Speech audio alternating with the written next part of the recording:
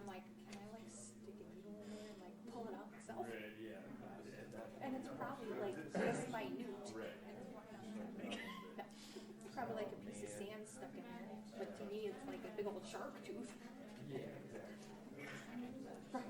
So not only do I have the nerve pain, but I have the muscle spasms that are intensified because of the nerve pain, because my body is trying to guard that nerve because there's the shark tooth stuck in my back. Right? And he's like, and Sean's like, oh, we've been talking to me last week about this already. Why didn't we do something last week? Why am I on week 3? Took me the big ice bath. Yes. And then I got out my ice machine today. I'm like, well, I'm gonna freeze my back off.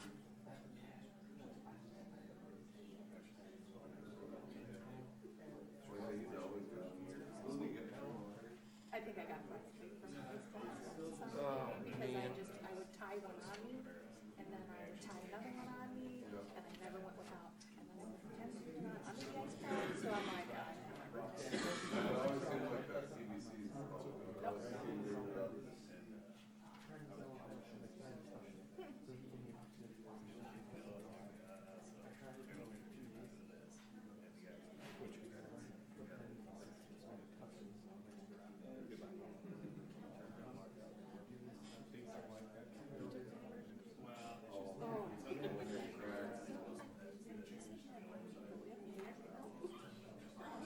well, I would like to be I'd like to be Velcroed to a wall, so I can just feel great standing up. So people take me to a wall. And I go, look up here on this version. And just tape it. Give me a little slant so I can lay on my stomach with my pillow. And let me sleep. Just tape me right there.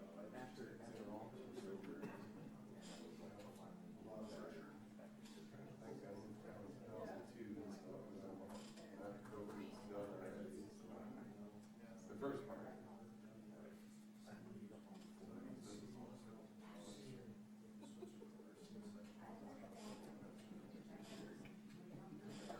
There's nothing in the middle of the night. I think I've watched CIS and, Jerry Springer in the middle of the night.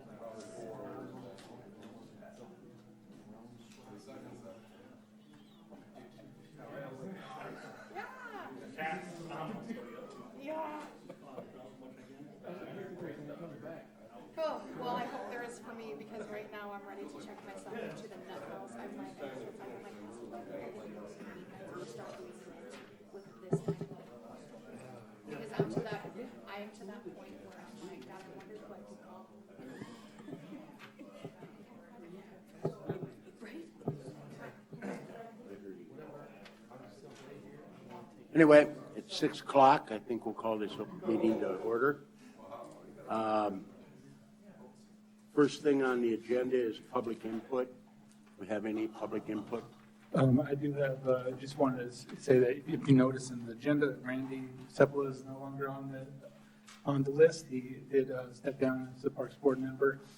We are appreciative of his time. If you see him, please be sure to thank him and his service to the community. And we are also advertising that on the website, on the city's website. If anyone is interested in becoming a Parks Board member, they can apply right there. And the mayor will look over those applications and hopefully get the position filled soon. Okay, good. Delegations. We have one. Women's softball. Yes, Would you please give your name? Kathy Axum.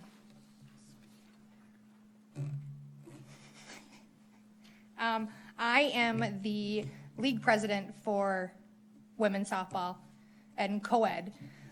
We do have questions for women's softball regarding it was called the capital improvement fees, which is now called the team fee. We pay in over, and I have a bill here for 2015, 16, 17, and 18 on how much our capital improvements went to the city. And it has, the lights and the diamond maintenance, which we're not questioning that, we're questioning our capital improvements. We paid in, just looking at this, 2015 and 16, we paid $6,300 into the city to go towards the softball diamonds to improve them. We are under the understanding of the only thing that our money has been used out there was for the breakaway bases, and that's when Chuck Jones was still here. Because he called a meeting with men's and women's, said, hey, we need breakaway bases. We're gonna use this much money of your capital improvement to go towards that. Not a problem. It's improving our diamonds. Well, now, there is no money left in the funds that we pay into. And we're under the understanding that the sunshades and the backstops, the cement backstops, were all budgeted into the Park and Rec's budget to get them done. We want to know where all of our money has gone. So in the last 4 years, women's alone has paid in over $10,000 into this fund. And we're under the understanding that there is no money left. So where did all of our money go that we're paying to the city? And if it goes into a general fund to be used wherever else, then we want to know, we want receipts to say, hey, we used your money for someone's parking lot. And men's pays into it too. I don't know. They pay more because it goes on how many teams you have, on how much money you pay. But Currently, is it paid on a team? yeah, so it's paid, it was paid before I think, before you came in, what was his name, Dusty? Yep. We met with Dusty, and it was $10 per player per roster. I believe at that time it was just 150. Nope, it wasn't, because before him, before this all started, it used to be, if you had 20 people on your roster, you paid $200 per team. If you had 25 people on your roster, you paid $10, $250. Well, we went and met, and Aaron Klinger and I did, and we agreed on only paying $150 per team then, because some teams were paying over $2,500 to play softball for the summer. And you only have 10 players on the field at the time, so that's why we agreed to $150 per team.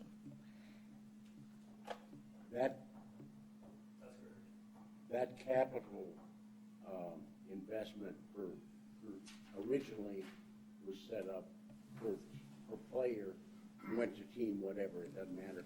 But that was, as you said, meant to subsidize any capital improvement that had to be made out there, such as replacing bases and stuff like that. So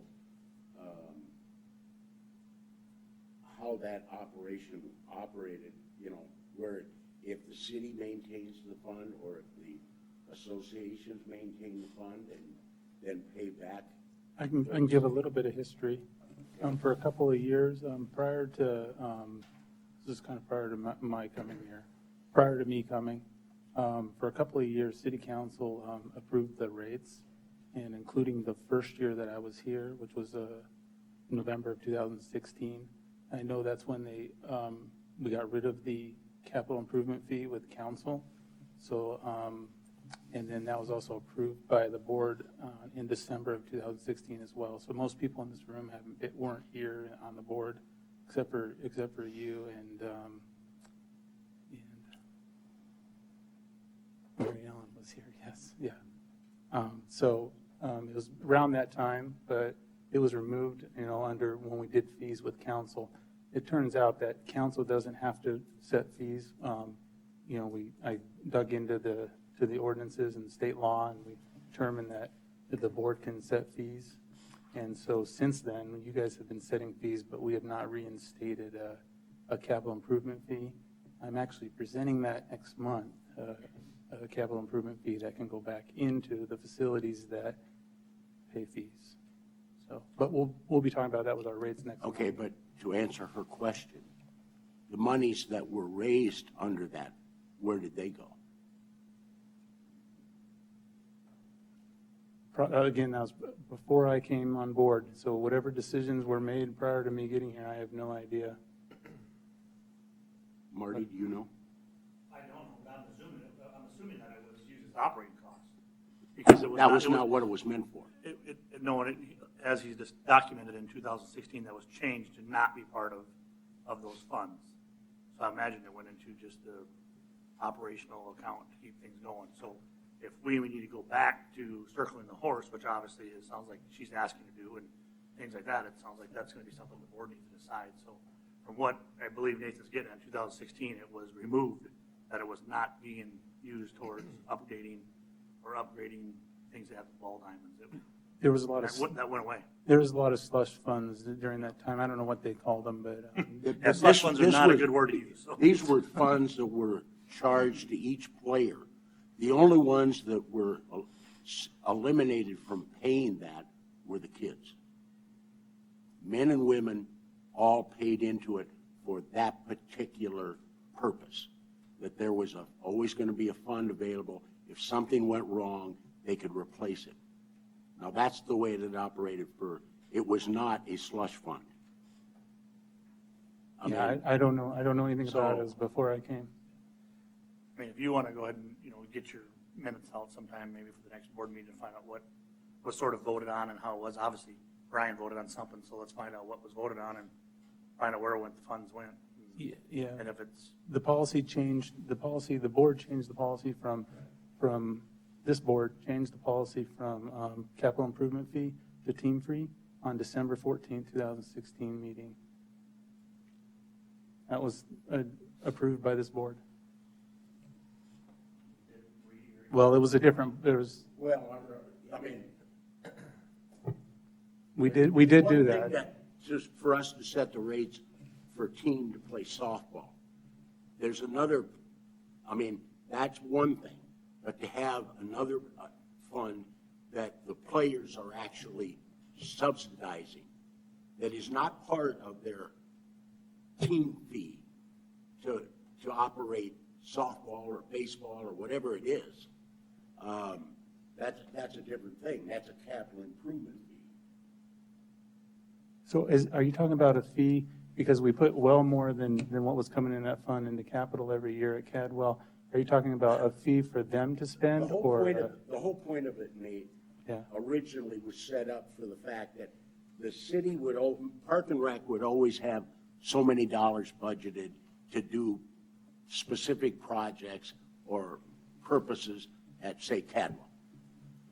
What the associations ended up doing, and I think originally it came back, and Angel might remember it, they were the ones that generated the capital improvement fees, where they would charge so much per player, and that would go into a fund, and if anything came up, like bases needed replacement, they would pay for it. Park and Rec didn't have to. Yeah, right now. So that money does not subsidize the budgeted money that Park and Rec receives. Dan, That was a separate item. do you not have funds if bases need to be replaced now? Anymore?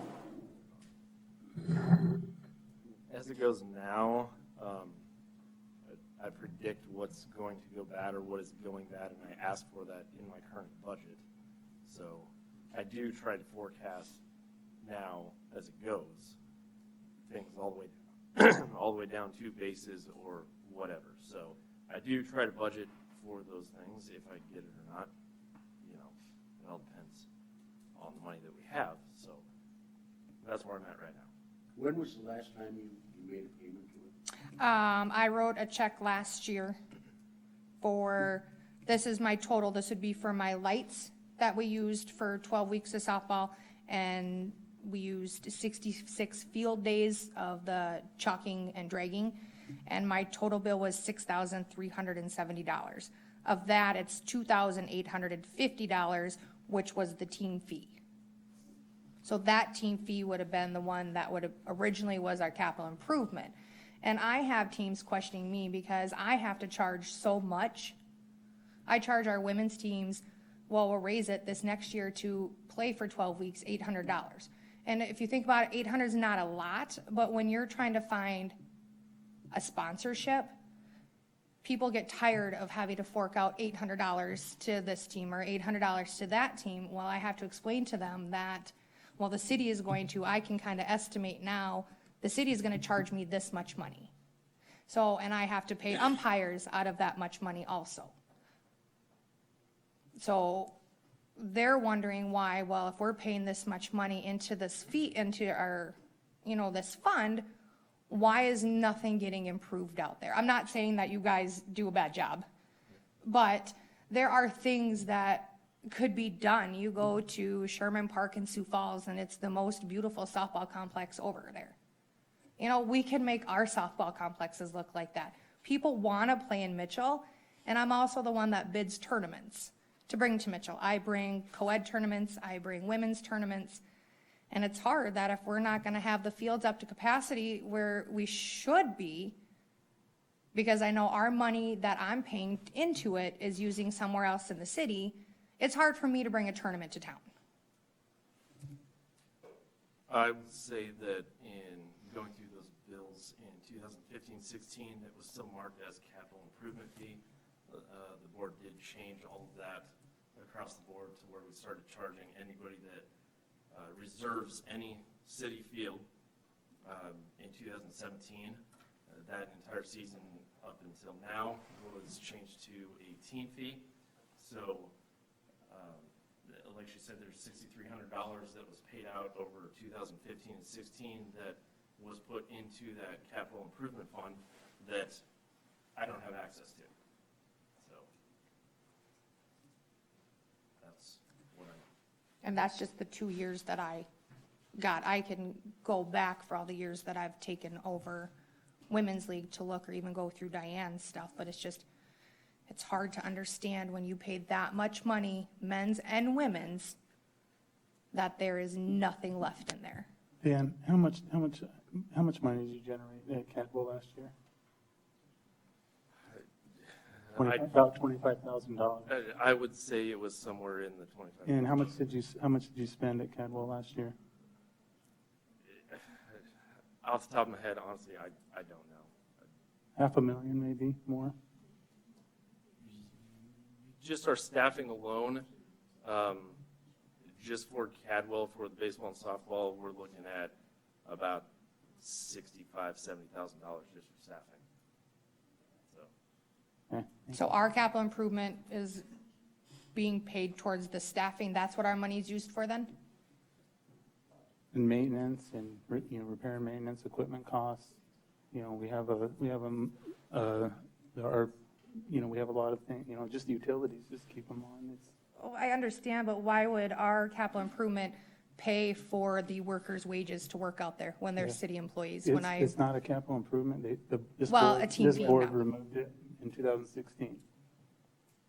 And so if they want to. Here's the situation Yeah. that I see it at. I mean, there had to be a fund, whether it be a trust, whatever the case may be. And whatever amount of money was in there, and just talking with Angel, if that got moved into the operational costs or the revenues of Park and Rec, that's one thing. But I don't know. Yeah. I mean, this is something I would like to see an answer on. And furthermore, from this point on, there's no reason for the associations to be charging a capital improvement fee if we're doing it all on a team rate basis. Except for that's in our budget, and that's what the city council has budgeted for. We can't just pull. Well, I mean, Yeah. ultimately, our budget should cover the operation. If we changed it back in 2016 to not include a capital outlay, then it should have been included in that to this point. Right, but they're not calling it a capital outlay anymore. They are. No, The I city know is they not. are, but my whole, So the it's whole being point used I'm the proper trying to, way. the whole point I'm trying to make here, Marty, is the fact You that need to make a change. it may have changed, and that's did. fine.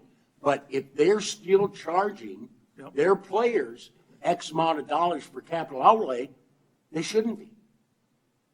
The city is They should be imposing, just the charging city is whatever the imposing a fee. operation is. The city isn't, well, then we can change it whatever we want. The city is imposing a fee. They're calling it capital outlay. We're calling it the fee that you have to pay. It Like any originally- other sport that's out there that does from Marty, it soccer was to originally hockey. capital I'm outlay. not disagreeing what it originally was. What I'm saying is that changed in 2016. Now, if the board wants to act on something and change in 2019 or 20 coming up, that's something you guys have the right to do. In 2016, it went away. and it became a fee, not a capital improvement fee. It was a fee that was imposed on those players to pay, and they are still paying, and they need to still pay. Somebody's gonna be paying for it, because we're not gonna operate this $500,000 facility by taxpayers' dollars all the way. So, which is already, actually 95% of that is happening that way. So they all have to have some skin in the game. I'm Now, if we not- want to change an earmark in 2020, I am all in favor of whatever this board wants to do, but right now, currently, it is not considered a capital fee at all. All I'm They need to saying- change it on their end All until I'm it's saying, changed back. and I agree, Marty, but all I'm saying is, if we tell a team they've got to pay X amount of dollars to operate for year 2020, they don't need to go back to their players and say, well, we've also got that originally with $200 or $150 that we have to pay for capital improvement. Because, I'll be honest with you, were you ever informed that that went away? Well, we didn't have a meeting. Yes, it was, This it was a year. public, Somebody had to be informed. it was a So- public meeting. And Dan is in charge of informing his teams when we have fee I just think increases. there's questions that need to be answered. Yeah. Obviously, or they wouldn't have come. They were all there. I don't remember all who was there on that city council meeting when we did the fees, but there were folks here and they did, I'm sure, voice some of their opinions at that time. I can't remember exactly what was said, but everybody was informed. And Well, they just- usually we had a meeting, so prior to you, we had a meeting with Dusty and Jeremy and Dan. We all sat down, we went over everything that was changing for the year. And then we agreed and we signed the contracts. So, yes, but we want to know where our money, prior to changing it to a team fee, went, when we were only So informed that was, of the that was my basis. question. When you're talking about the team fee, I'm just curious, was it their money or was it the city's money? And who was responsible for spending it? It was put into a trust fund. And prior to any dollar amount that got spent, the associations, and it wasn't lumped. I mean, don't get me wrong. You got baseball association, you got softball association, you got hockey association, and they're all associations, but you don't mix them up. The bottom line is each one is individual, and you can't expect hockey players to pay for softball or softball players to pay for baseball players. It was, there was a separation of it. But I do know that any money that was ever spent out of that trust fund was run through the associations prior to it getting spent. Now, whether or not that happened, that would have been before I came back. Yeah. My recommendation would be at least allow Dan to have some say in a capital improvement fee, on how it gets spent, but, or the board have a little bit control over it, but, Well, it's the board's responsibility to Yeah. set fees. yeah. So if Dan feels we need to set higher fees or lower fees, he needs to come to the board. But he should also be responsible for how it gets spent and Well, where it yeah, needs to go, or the board, should be able to make that call, not the associations. Basically, all you're asking is where the money went, right? I just want to know where Can we find that out? where did all of the money go? Can we find that out? I'm just I'm assuming there has to be a paper trail, because like I said, the only thing that we were last informed of is when Chuck was here about breakaway bases. Otherwise, all the association and the teams for women's is under the assumption that what we're paying into these team fees, the money is sitting there to be able to buy a lawnmower that needs to be bought out there, Marty, and there, as far as we know, there is nothing left. Toomey was here during that time, so I don't, if, there was a lot of capital going out, so I don't know how, it would be kind of hard to find. There's probably something you can trace back in 2015 and 16, and that's what we're looking at. I mean, from 17, 18, 19, we know the money. But my guess is it got moved from that fund to the general fund. I would assume so, and maybe even Stephanie might have an answer. She's been here long enough. She might have an answer of how that all merged together, when they changed the usage agreements and everything else too, so. Yeah.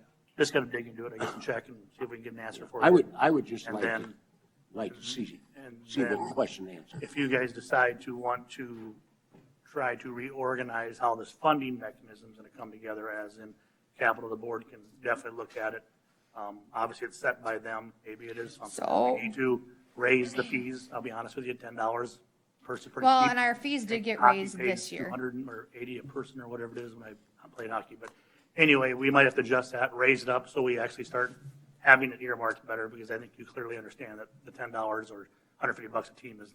Well, is our about fees did 2% get of raised what this year. Cost out there. So Team we might fees. need to increase it, take a look at that too, I guess, bring up something, you bring a good point. You got money that you guys want, we need money we need to operate things. We might have to come together as a team, might have to raise up so we can get you some kind of a fee put forward to that. I think this board will definitely take a good look at it. We got to find out answers on what 2016, we know what's been happening the last 3 or 4 years because the books show that it went away and gone. But we need to change that, it sounds like, and the board needs to get something put together and come back at you guys and get a new proposal for you, so, And we're doing fees next month, so. yep, and we're doing fees next month, so. That's fine. Do you want this, or can we keep it? You can have it. I have copies of it, so Okay. we're good. All right. Thank you. Thank you, guys. Okay, additions and deletions. Thank you. I would like to have item F under new business removed.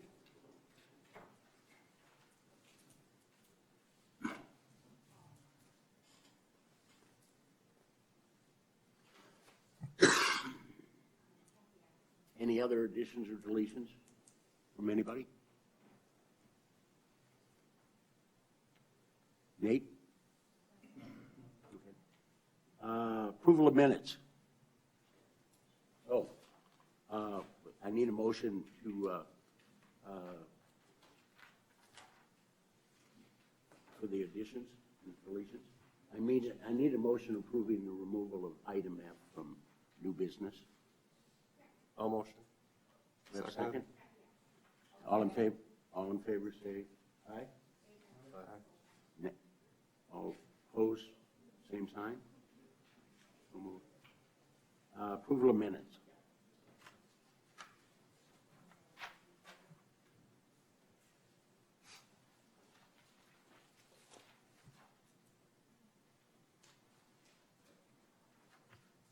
Any questions on the minutes? If no questions, I entertain a motion to approve minutes as submitted.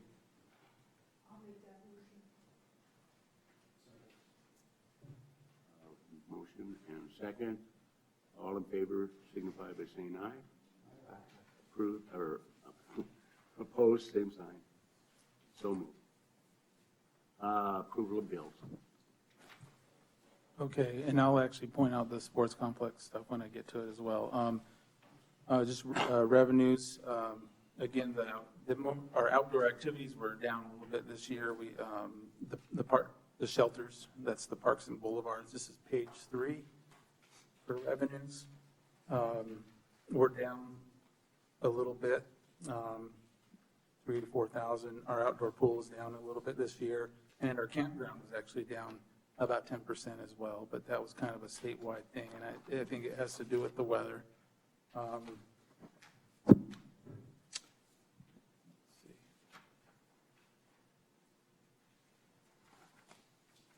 All right, sports complexes on page 6. I'll just point out kind of, actually, you can go back to the revenue. This will help you guys next month. If I can figure out how to get there on the way this is laid out.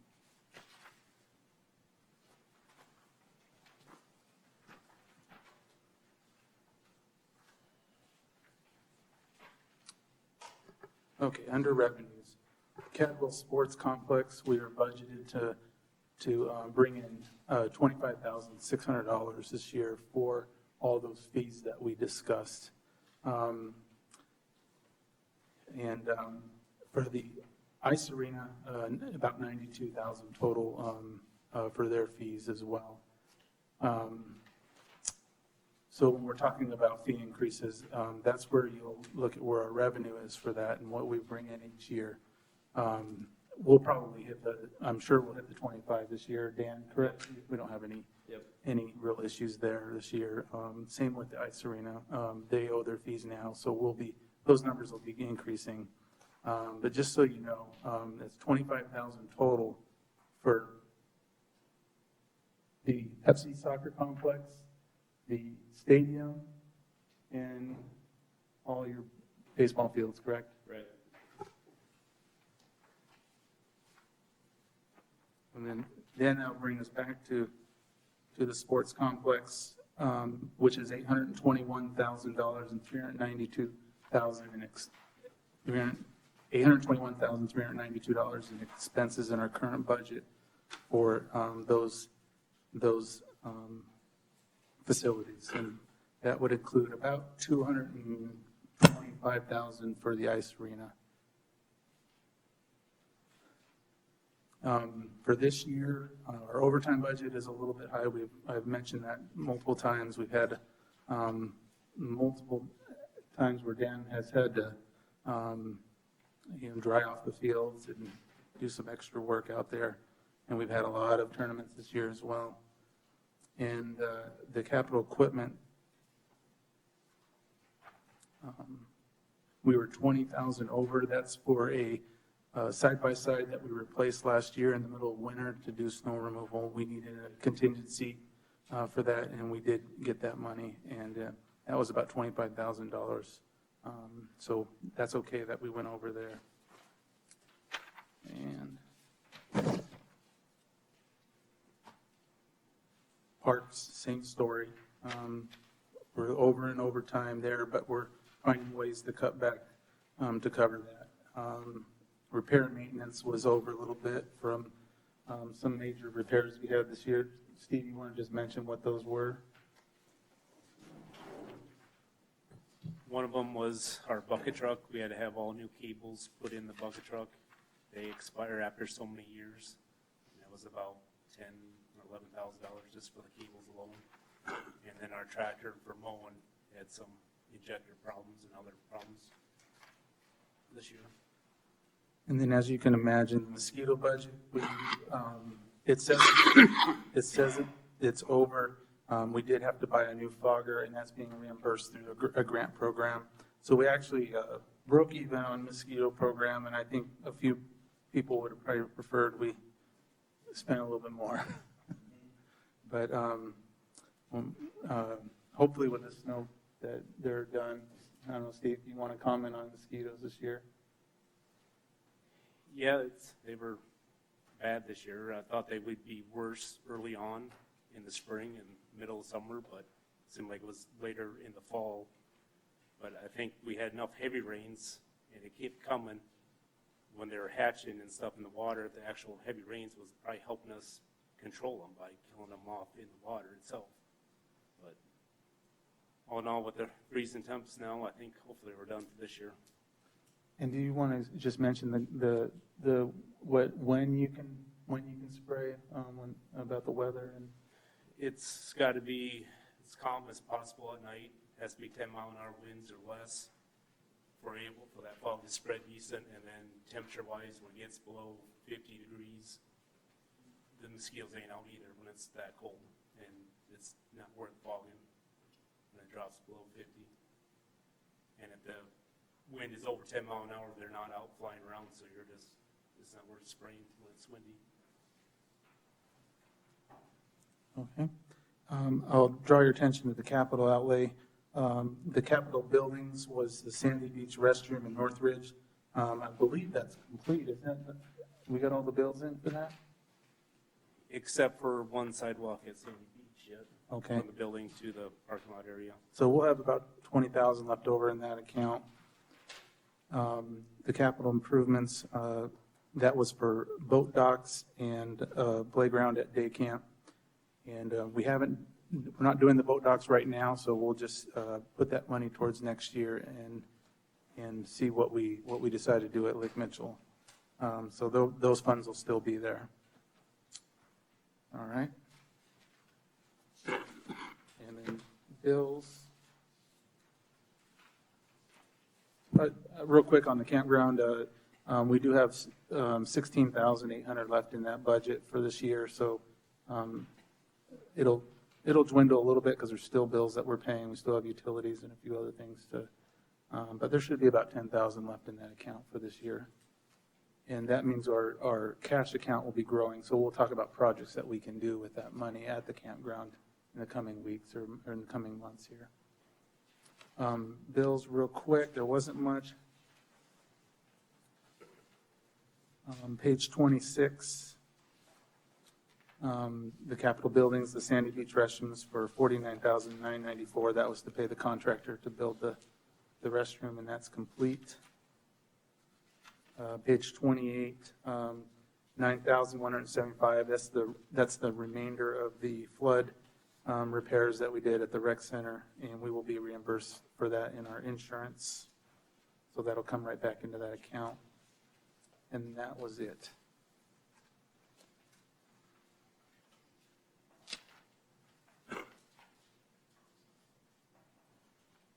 Any questions?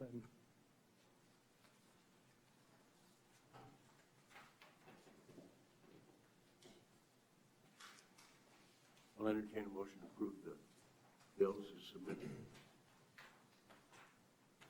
Motion to approve the bills. All in favor signify by saying aye. Aye. Opposed, same sign. So approved.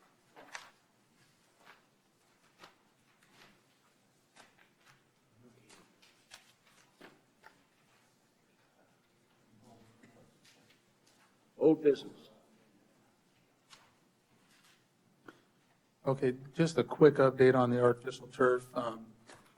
We're working with a couple of donors, and I'm not going to mention any names tonight for that. We're also working on new agreements for that, and there'll be more to come next month. We'll probably have to do it in an executive session to talk about a contract there for that. And once we have the donations where we feel that council will approve it, we can go talk to them, but I'm hoping we can have all the funds identified when we go. That's what we're hoping, and I think we're getting close. And then the boulevard mowing policy, I'll go ahead and move. Is there any questions on the artificial turf? Because that was on the council agenda on Monday, but we pulled that off until we have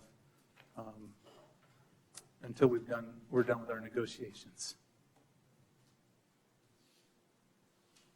Nate, are you still considering using city staff to install this? Dan, I think only for the backstop, is that correct? I'll just say, the low end that I gave you guys the last time, that was initially what everybody had been talking about, so I was on the low end getting numbers because other surrounding towns had used this company, and so I've given everybody pretty much every option in any price range, so it all depends on where everybody can come to meet and where the funding can come from. So the more we get, we're not going to have to use any city staff. It can all be contracted out, but if we end up agreeing on the lower number, then we'll have to play our part in it as well. So. And do you want to tell them about the tour we did yesterday? Nathan and I went to see Alexandria's field, Salem's field, and then I took him to Augustana and Sioux Falls. The two near us, Alexandria's done the baselines of the plate and mound. Salem has progressed to do everything that was not grass. That was done by local sources, a lot of the groundwork, so that keeps the costs low. Augustana has used a name brand, Division I professional type turf. I can't remember if they're in their 6th or 7th season on that, so we got to look at that entire field as well. So. Are you guys comfortable with the construction side? I mean, if it gets that far with city staff? As far as talking with the guy, I have been. I think I have enough information that we can move forward. Yeah. I mean, we've done enough artificial turf to know. Sure. There's some tricks to it. Yep. That we didn't know. Sure. So I just was asking. Yep. The concern I have with that, using our own staff to do it, is frankly, none of our staff are qualified for drainage. Well, That of something like that would take. when we're talking about using our own staff, I'm talking about using my staff to haul rock here, Okay, and that's it. okay. Yeah, That's because it. I'm personally, I would not be going, even asking those prices, or asking for that if I did not feel comfortable with it. So this would all be, we haven't gotten serious as far as funding goes, so I haven't gotten in depth because I don't want to waste anybody's time. So once we figure out the funding situation, where we're all going to lay and where everybody's comfortable as far as funding, then we can explore those options more. But when we're talking about using city staff, I'm basically talking about using our staff, the street department's side dump, and going to the quarry to go get rock. And that's where it goes. And that's where we end. We would be talking about utilizing local grading contractors to grade everything out, compact it, using local contractors to do the drainage and things like that. So I would not feel comfortable having us do it, having never done it before. So. thank you.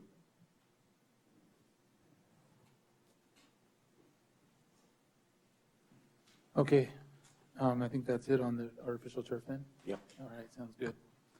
The boulevard mowing, we did talk about some private residents last month. I'll just go through the three maps that I have in front of you. And then I'll kind of go with kind of my proposal or thought behind it, or you can let me know what you want to see done.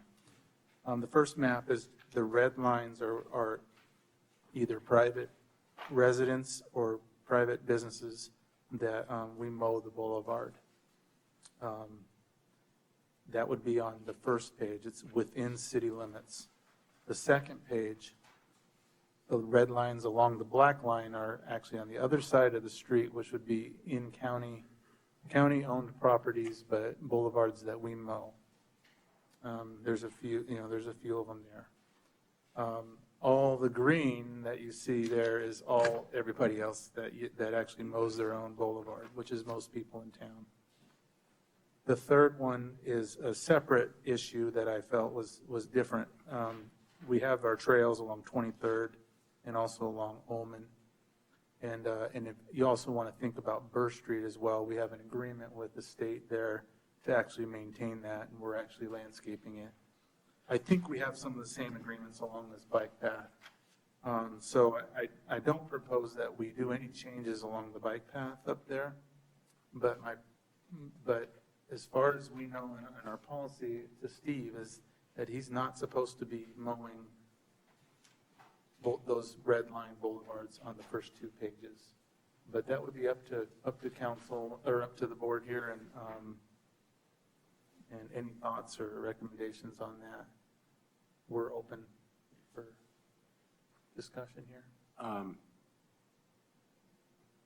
It's about That piece of property on Ullman Street going north up to what I would call Cemetery Road, from 8th Street to Cemetery Road. Let me just go over the colors there on that. There's no colors there, and that's the question I have. Why isn't there? Because we mow it. We mow the red lines. We mow the whole, I'm sorry, I take that back. We mow the red lines. The yellow lines are mowed by the homeowners, and then the green lines are city property. You can kind of, if you look at them closely, you can see that. There again, I'm working from 8th Street up to 23rd Street on Ullman. There's no lines there, and yet we mow that. I think it's city property. We did not put city property on here. If it is, I mean, I don't know if that is city yeah, property. it is city property. Yeah, Yeah, we just mow on Cadwell's side on some of it, but the state mows most of it. No. You're not in the same place. Yeah, that's, Right here. There's a slough, well, excuse me, I'm sorry. Yeah, there's a slough right here. yeah, that's city property. This is city property? That's- And they're building how, or Yeah, the city property map is, it's actually on that big map thing. Right here, so that right in that corner piece is city property. But he mows the ditches. Yeah, that's something that Okay. we're trying to get rid of. That's, I think, It's not marked, that's right. It's city property.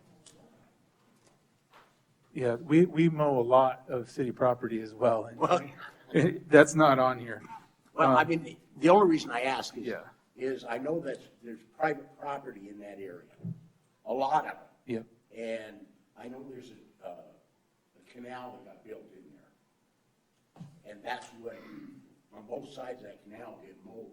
I was not aware that that was city property. It is, yep. Okay, thank you. And the red lines on the first 2 pages is about 9 miles of mowing. And at a cost savings of about 23,000 is my estimation. And by the way, that would go towards our additional mowing now over on Burr Street. So we're kind of got a lot going on. That brings about the other question, when we get new property added on that we have to maintain, does that increase our budget? Well, I do have to say this year, for next year, they did increase our staffing budget and probably, I have to look at it, I think we got everything we asked for on our repair and maintenance and supplies and materials, and they did increase our staffing budget. So I would have to say yes, this year we did. Yep.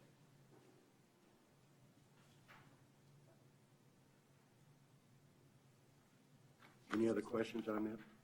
So if you want us to just stop mowing those areas and see if they, if they want to call us and look at them individually, or? Have you don't- contacted the? I have not contacted anybody here, no, I have not. Is that something we should do? We can, we have till, all winter, so we can let them know and give them a chance to come talk if they want to, or like we did with the homeowners. That's given them a lot of heads up, Yeah, so I would recommend that we yep, do. we can do that.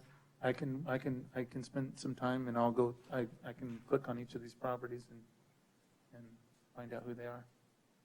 Is that easy? I mean, something that's easy to do? or- Oh, yeah, yeah. Okay. I'll didn't just know take if you had- it'll just take me an afternoon, no problem. Oh, okay. Yeah. Okay, because that's a lot of property. Yeah, it's no big deal. And like I said, it would be something that we'd be looking at for next year. I mean, the season's over, I mean, hopefully. Well, I mean, there is an ordinance, No, correct? no, there's an ordinance I mean- that the board is responsible for the boulevard and making sure it gets maintained. But it's just a policy that we don't mow. Steve can't come and mow my boulevard. It's just the policy. It's not a, Trust me, when I get the nasty letters from the city because my sidewalk didn't get shoveled in 24 hours, I mean, there is an ordinance for shoveling, but not an ordinance for mowing. well, they would come and mow my boulevards too if I didn't do that. I mean, You and can't, then charge me for it. theoretically, you can't get a ticket for not mowing your boulevard. Oh, no. Just your own property. It seems crazy that there is. We're not going to make it easy on anybody, are we? We're just going to make it confusing for everybody. You could, I you mean, a could, couple of ordinances need to be changed, I think. you could make a recommendation to work on an ordinance, and I can work on that with Justin, but Well, I mean, ultimately, everybody that owns property, it's you- their responsibility to take care of the boulevards, if you look at you the know, the ones, center of the street. I mean, yeah, if you look at the inside, we'll go from one property to another property to another. I don't know why, I don't know where that ever came in. Steve doesn't, this happened 20 years ago, I don't know. I mean, it's just something that we've been doing for a long time. Steve, I don't know if you want to comment on it, but. Yeah, no, it's been going on ever since I've been here. As far as I know, it could have been requests coming in from other departments for mowing some of these roadside ditches type of stuff. That's about all I know on it. We've just been doing it for years.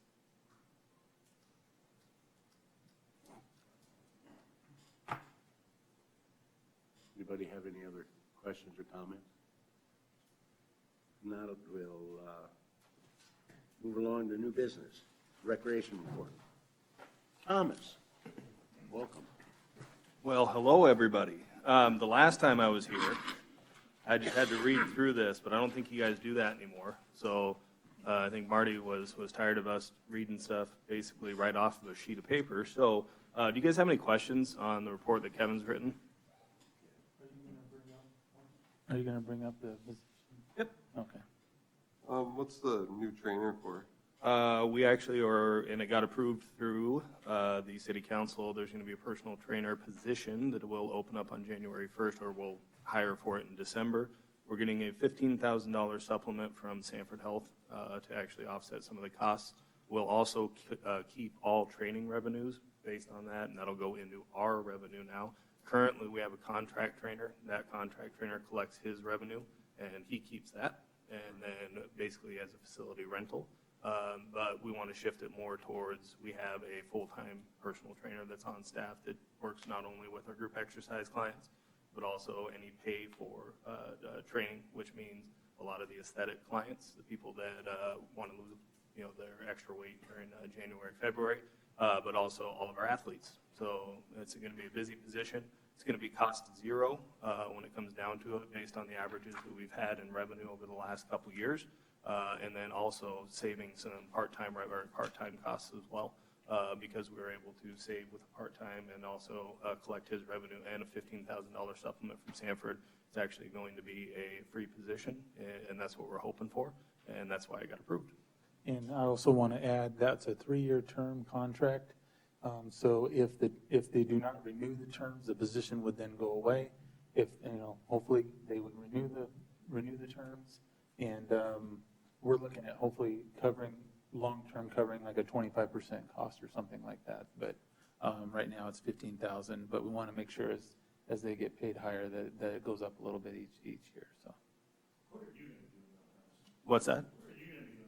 I wiped down the machines quite a bit. I learned how to maintain the machines as well. We have actually a lot going on right now, and I've actually embraced our active older adults, and it's been huge for us.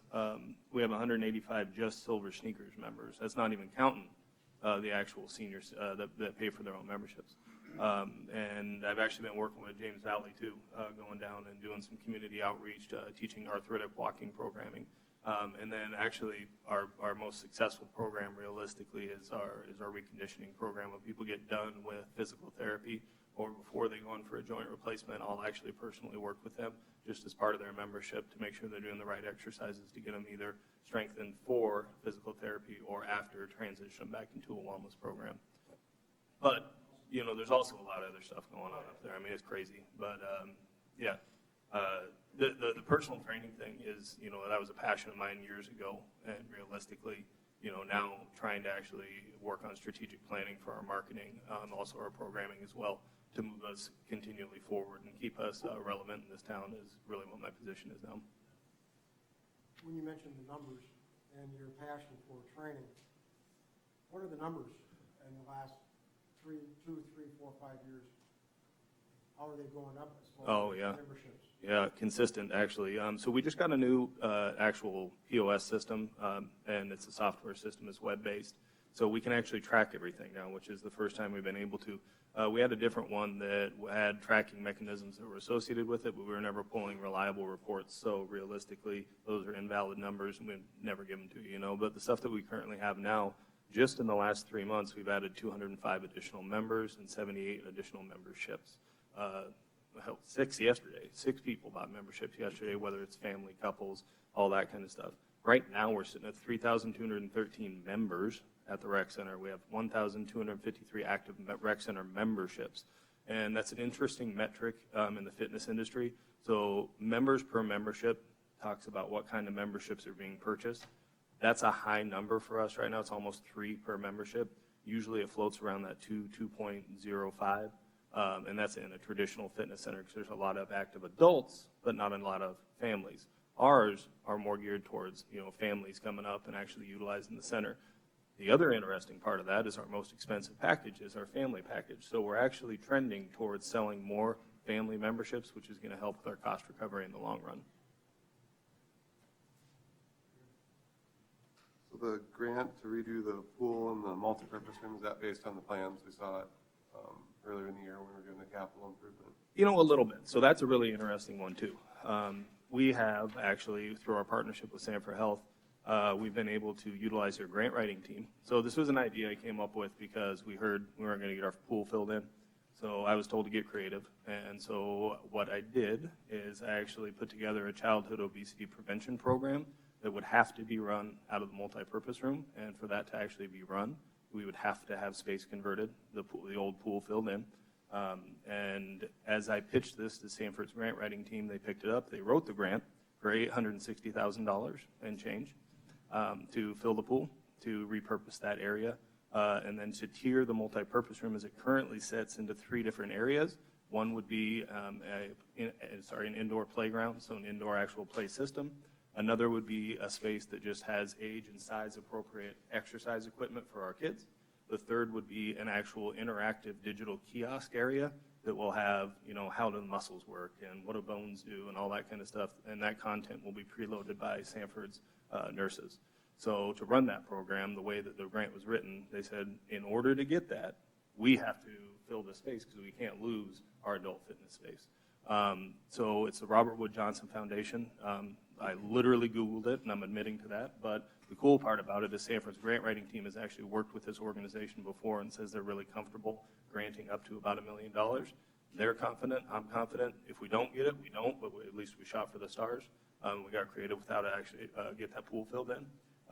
Hopefully we can get something out of it. If not, though, we have the framework built for an after-school program that is exactly what we need to do in this community. We know now what we should do with that space. We know exactly how to run it. We know exactly what it's going to cost. We know how to staff it. I mean, everything's written into this, and we're working with the school district also. So they actually provided us with a lot of the height weight data to write into the grant so we can actually show the necessity for a childhood obesity prevention program here. But on top of that, we're also looking at busing costs for some of the low-income kids and making sure that we can actually make this program available for everybody, not just people that can afford it. As the bus hub, as we are, we have a ton of kids that come after school, hundreds of kids that come after school. We don't want it to just be hundreds of kids that come to school or come after school and shoot baskets anymore. That we have to continually evolve and adapt as our kids evolve and adapt, and we have to embrace technology and we have to embrace these types of play spaces. So that's where the whole grant started. We actually submitted it because there's no matching funds last week.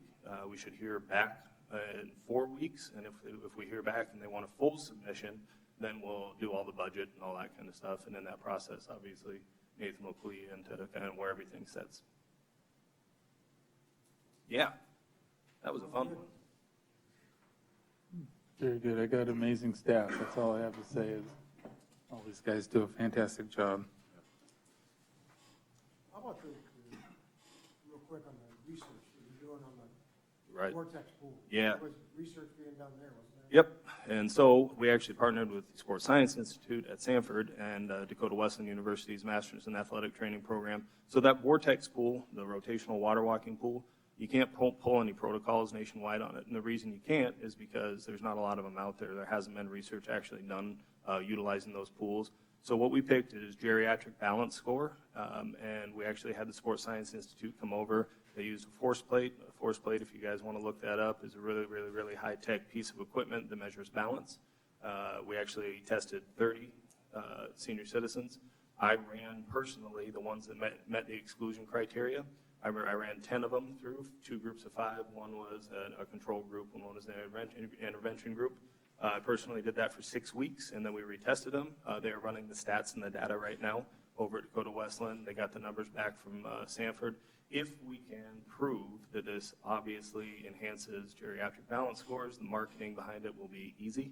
It'll be a no-brainer realistically, and we will start to push that as classes being taught by myself. And I'm going to start teaching some classes, some introductory classes in November, just teaching the protocol that we used and we developed. So is this the only research ever done in the United States with any Vortex? We can't find any others. And that was, one of the first things we asked was, why can't we find any protocols that are built on this? And I think that the reason is because they're relatively new in the field of aquatics. Now, bigger ones are a little bit more normal, but these small set ones that are so concentrated, that's where I think we're very unique in our situation, and that's why Sanford jumped all over it. Now, if we get some good numbers back from this, there's two ways that the Sports Science Institute operate. The first way is technical assistance, which is what they did here, and just through our partnership. We didn't pay for any of this. The second way is they would actually come and they would full scale run the study for us, and they would do the research, and they would actually submit the research paper for submission for journals. Now, in that situation, obviously, we'd look at the legality of it, and we'd look at all that kind of stuff, and we'd open it up to the public instead of just our rec center members. And all we have to do is entice Sanford with that, the Sports Science Institute, by getting some numbers back. And we're hoping to have those back within about a month.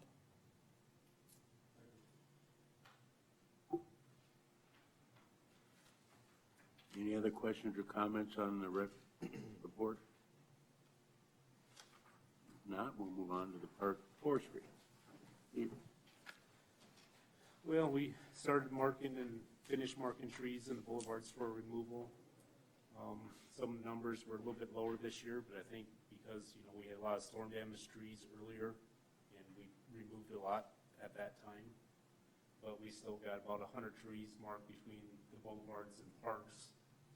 52 are in the boulevards, 48 are in the parks, and then ash trees is included in that total, but we got about 27 ash trees in the boulevards marked and about 17 in the parks is where we're at right now.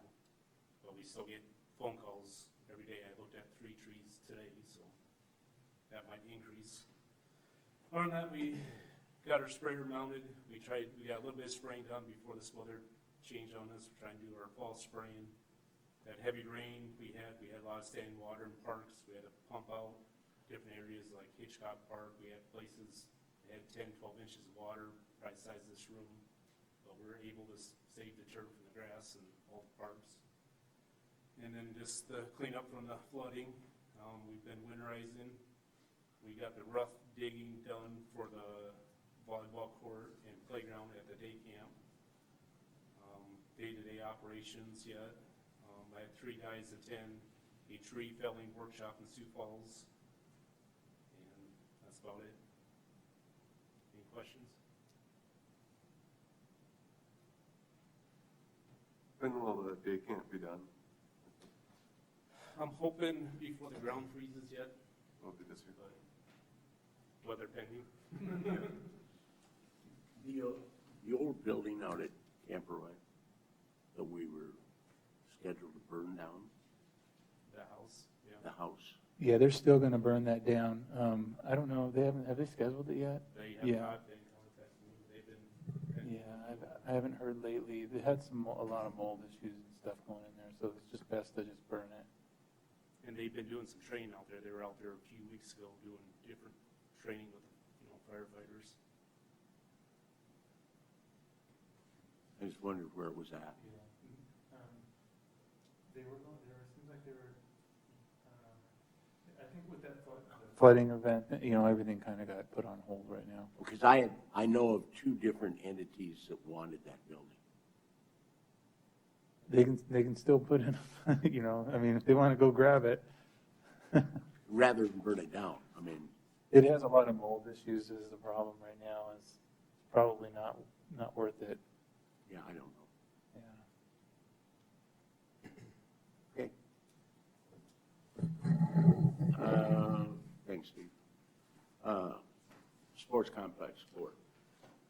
We're just getting into the end of the season, so pretty much everything outdoors is done except for soccer. Soccer will go through the first week of November for at least DWU, where they have their senior night or their appreciation night. So we've got to keep those fields up and going until the end or the beginning of November.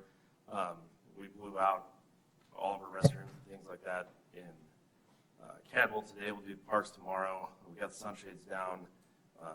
We were able. The Corn Palace has been really great, offering us their lifts. We've been able to use their cherry picker, which in the past we've used scissor lifts, and it's actually sped up our process of taking sunshades down and working on nets by 2/3. So we're spending way less time doing those things and being able to do other things. the last couple weeks when we have nice days, we're going through dry run. I've had two guys there quite often just scooping up all the stuff that washed in around the trees and the low-lying areas. Yesterday, the guys took down 6 trees and they diced them up. They were going to try to get them cleaned up today, but they're laying in piles right now until after the rain and snow is over with. But that's going to be an ongoing process because there's a lot of stuff that needs to be taken care of in dry run. So my goal this winter is to really focus on a lot of the stuff there. The ice rink, it's been going for about a month now. The north rink went down 3 separate times already, and I almost lost the ice. I was able to save it each time, but the rink tech came. We got the mayor's approval to replace the other 2 original compressors from 1996, and so now I have 4 compressors. The other 2 were replaced in 2015. Now I have the other 2 that were just replaced and up and running yesterday.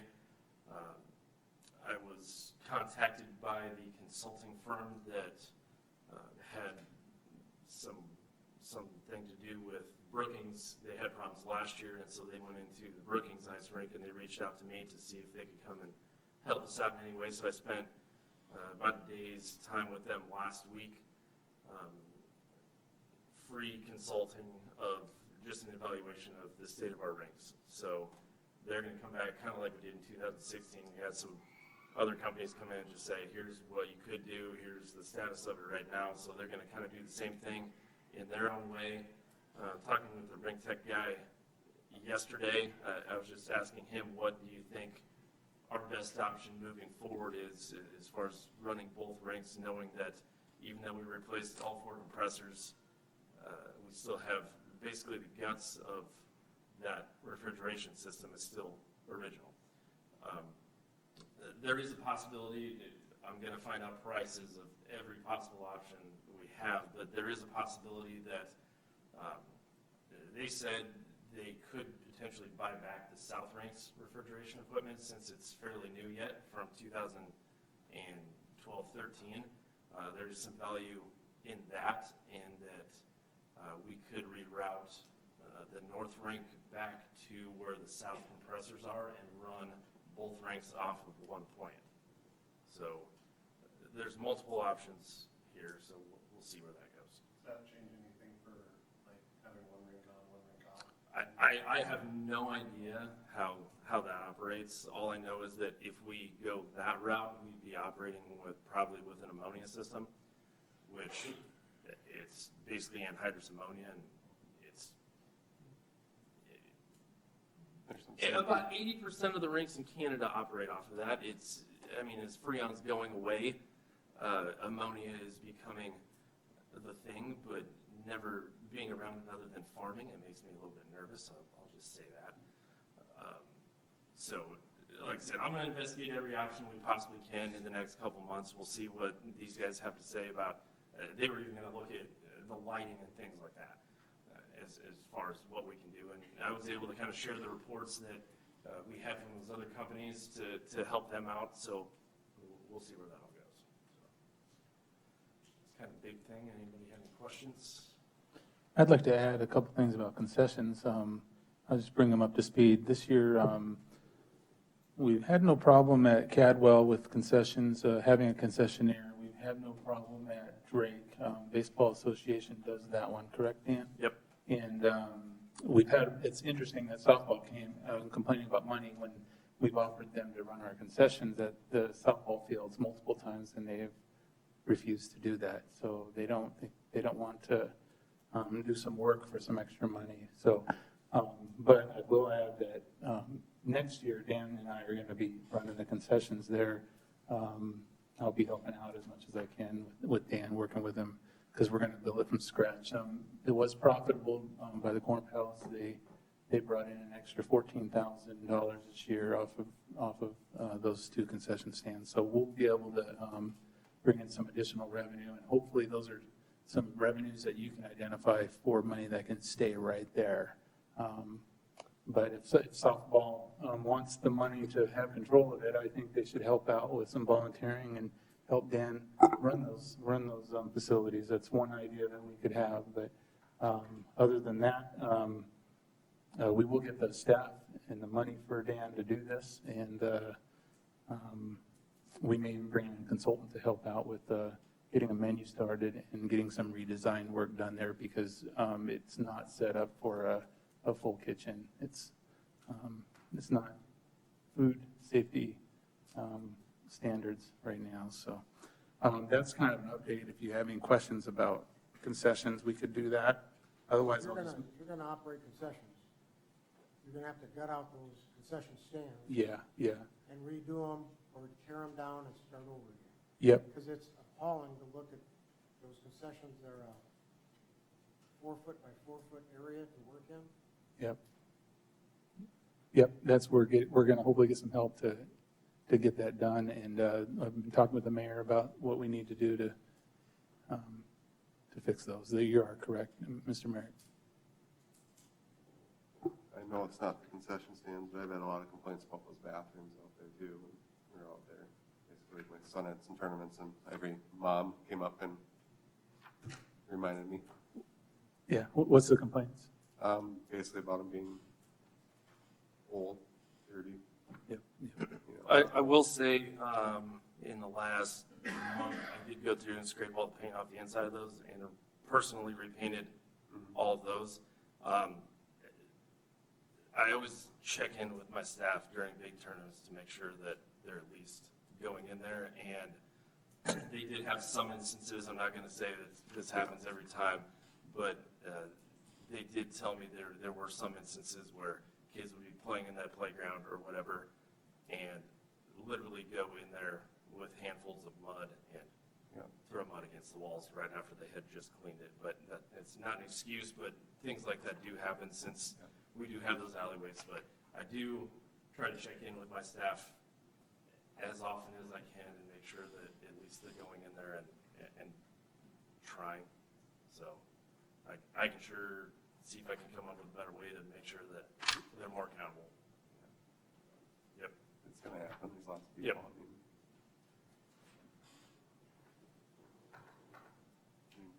Any other questions? Otherwise, Nate, will you give the department report? Yep. Again, the major incident this month was the flood event of hopefully our lifetime. 35 years ago. Really. I was living in the same spot. Yeah, wow.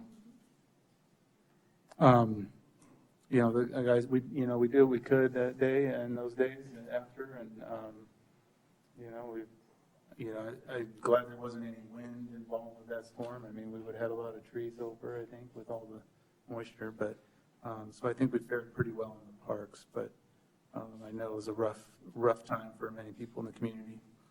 I'll just go through a few things here. A skate park update. We do have a $10,000 donation towards that, and that's a matching donation. We're going to be still working with the skateboarders to raise funds. They've raised about 13 or 14,000. I don't know the exact number this year. So they've been working hard at that, and that was council asked them to do that before they come back for funds. So we'll keep working on that, and we've applied to several grants, and we'll continue to do that as well. The National Park Service, I can go ahead and pass this around. You can just take a look at it. They've joined in with our planning at Lake Mitchell. They're the ones who got us connected with NDSU, and they have since got us connected with SDSU as well. And so the National Park Service, through their community assistance program, we did apply for that. It was quite a long process, but we got it approved. We're going to be meeting with them next month. And actually, if there's anybody on this board that would like to sit in on that, just let me know, and I'd be happy to have you join us next Wednesday at 1:30. It's the 16th. If there's any other questions, we're going to keep working through that, and hopefully have that done by spring.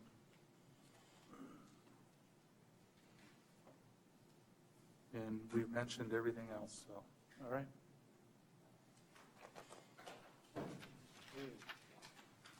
Water quality update.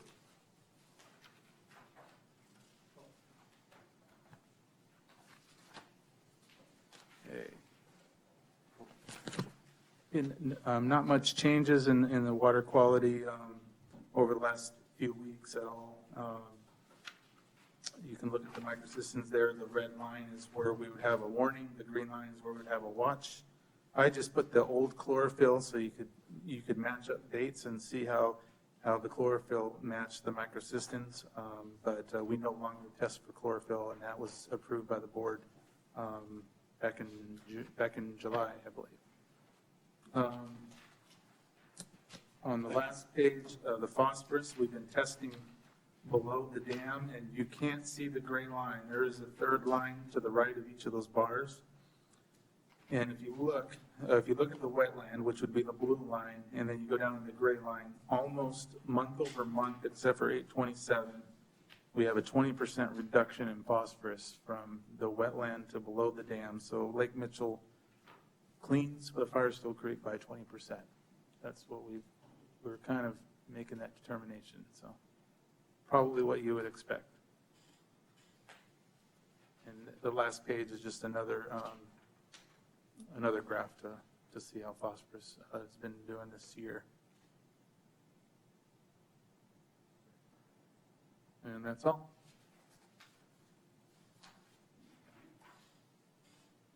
Thank you, guys, for your reports. Set the meeting date for the November meeting. Second Thursday of the month would be 14th.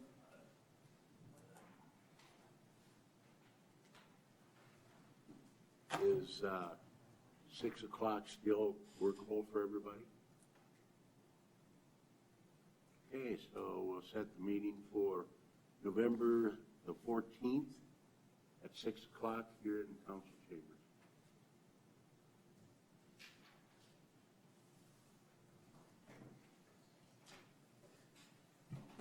There being no further business, adjourn the meeting. Thank you all for coming.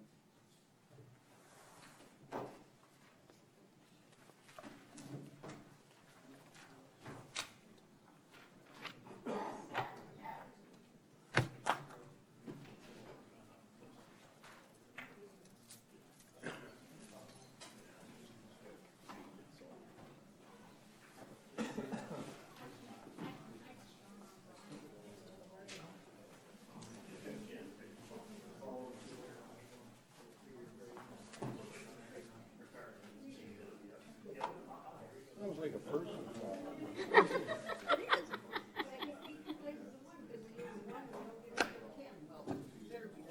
Well, we can make them, well, you would want it. More than we can.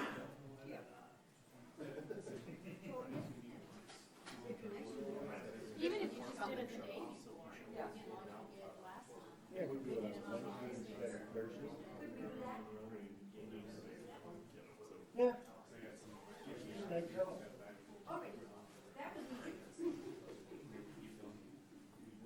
Mine, First thing in the morning, and it should just be a couple hours. Yeah. You can do it right away there.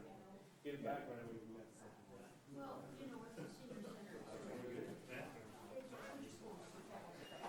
For crying out loud, I'll write you some